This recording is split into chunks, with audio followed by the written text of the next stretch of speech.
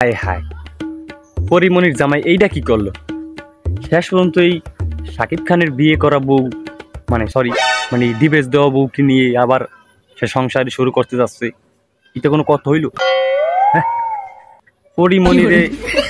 পরিমণির কথা আমি পরিমণি কে?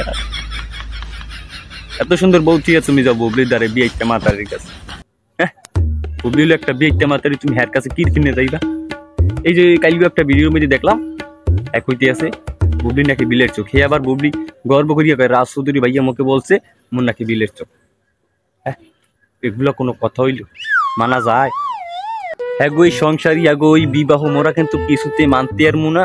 এখনো মুই আগে আগে কইয়া দিতে আছি, আপনারা যারা আছেন ইন্ডাস্ট্রির লোক, তারপর আরো যারা আছেন আপনারা তাদেরকে এখনই বলেন যে এই সংসার কিন্তু মোরা কিছুতেই মাইনে নেব না। কারণ বুবলির না সরি তপু বুবলিরও ছেলে আছে, পরিমণিরও ছেলে আছে। তুমি আবার পরিমণির কাছে ফিরে যাও, তুমি তাকে নিয়ে সুখী সংসার করো।